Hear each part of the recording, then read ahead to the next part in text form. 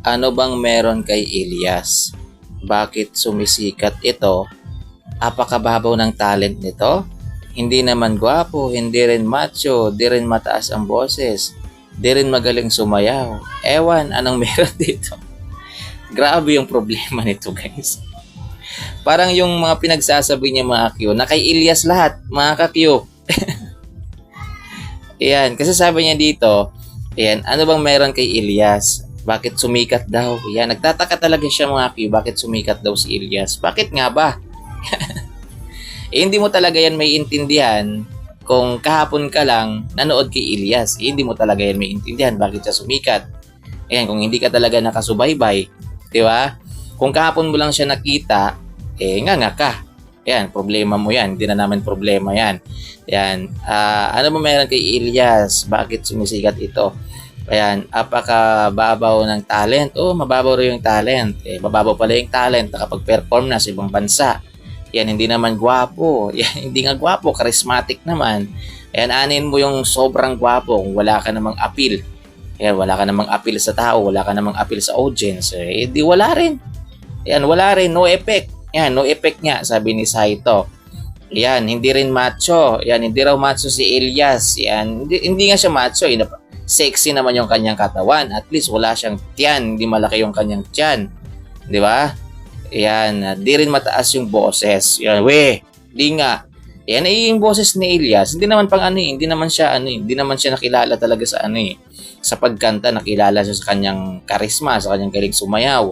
Ayan, at mataas rin yung boses ni Ilyas kapag bumirit po siya. Kaso nga lang, smooth lang po talaga yung datingan ng kanyang kanta kasi nga reggae. Hindi mo siguro naiintindihan yung reggae, no? Ayan, siguro, pinanganak. Hindi mo siguro naiintindihan yung genre na reggae. Yan. So magkaiba kasi tayo ng genre sa pagkanta. Maraming genre sa pagkanta, guys. Yan. Problemahin mo na lang kung anong genre yung gusto mo. Then kung ayaw mo naman ng mga reggae vibes, di wag ka dito, wag ka kay Ilyas makinig. 'Di ba? Doon ka kay Marcelito Pumoy. Ayan, sino pa? Mga Martin Rivera. Doon ka. Ayan, mga Eric Santos. Doon ka. Kasi yung kanta ni Ilyas, reggae lang talaga. Yan, di ba?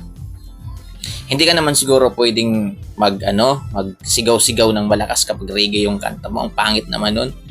Ayan. Kasi nga yung reggae, alam mo yung reggae kasi, yan, pang chill vibes. Ayan. So, alam mo yung parang nagre-relax ka, parang gano'n. Yung tipong gusto mo lang mawala yung stress mo. Ayan. Kapag nakikinig ka ng kantang reggae, ganun yung mararamdaman mo. Parang ginagamot niya yung isipan mong magulo. Parang ganun. Kasi napakaganda ng beat ng reggae. Yan, yung reggae na yan, nagmula yan sa Jamaica yan. Si Bob Marley po yung nagpauso niyan. Namatay na po yun. Pero yun po ay isa sa pinakakalmadong tao. Ayan.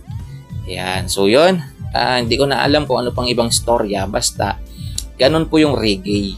Ayan. Hindi po yan sumisigaw yung reggae, ha. Ayan, hindi po yan pataasan ng boses yung reggae. Naku po, aray ko. Ayan, trabaho mo Metro Manila. Ano ba to? Ayan, so yan guys. Ayan, siguro kahapon lang to. Ayan, kahapon lang. So siguro, para mas maintindihan mo tong pinagsasabi mo, ayan, from the top ka muna. Ayan, balikan mo muna yung panahon na sumisibol pa lang ang pangalang Ilyas JTV. Sumisikat pa lang si Ilyas sa internet kasi ang hirap ipaintindi sa inyo. Yan, sa mga baguhan. Kaya kung ako sa inyo, kung mga baguhan po kayo sa Ilyas JTV na community o di kaya baguhan lang kayo dito kay Ilyas, ay hindi niyo talaga yan maintindihan. Kaya advice ko lang para mas maintindihan ninyo, balik kayo from the top, hanapin nyo yung mga video niya na nag-viral. So hindi naman kasi nag-viral si Ilyas dahil sa pataasan ng boses. Ayan, so ito para kahit paano maintindihan mo. Nag-viral si Ilyas dahil sa kanyang signature moves. Ayan, sa kanyang sabakadire. So, nakitaan po siya ng potential no, nakitaan po siya ng naaliw po yung mga tao sa kanya, napakalakas ng kanyang dating. Ayan, dahil internet era na tayo ngayon, so mabilis po siyang sumikat. Ayan, dahil doon sa sabakadire, daidalidiri, ayan, tapos Bolivia's Rhythm na kanta niya, na naging signature moves ni Ilyas. So doon po siya mas nakilala. Yan. Alam mo naman sa internet, sa mundo ng internet ngayon, yan, iba na ngayon yung panahon. Iba na kasi ngayon yung panahon. Yan, nasa internet era na po tayo. Ang bilis-bilis na talagang sumikat.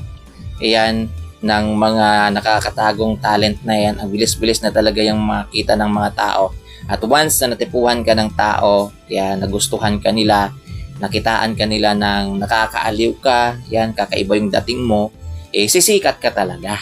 Yan. So, walang imposible, hindi lang po artista yung kayang sumikat sa panahon natin ngayon. Dahil kahit ordinaryong tao ka, ay pwedeng-pwede ka nang sumikat. Yan, magugulat ka na lang talaga, trending ka na, viral ka na. Yan. So, kung hindi mo pa yan naiintindihan, yan, ay bumalik ka na lang sa mundo mo kung saan ka man galing. So, yun. Yan. Dapat kasi nakikisabay din tayo. Yan, hindi yung nakastuck pa rin tayo. Yan, hindi yung ipinaglalaban pa rin natin yung ganito, yung dating panahon, yung dapat ganyan, dapat ganito siya. Yan. Hindi na kasi pwede ngayon yan. Hindi na natin pwedeng ipaglaban yan dahil iba na yung panahon. Iba na yung panahon noon at ang ngayon. O, diba? Ganon yun.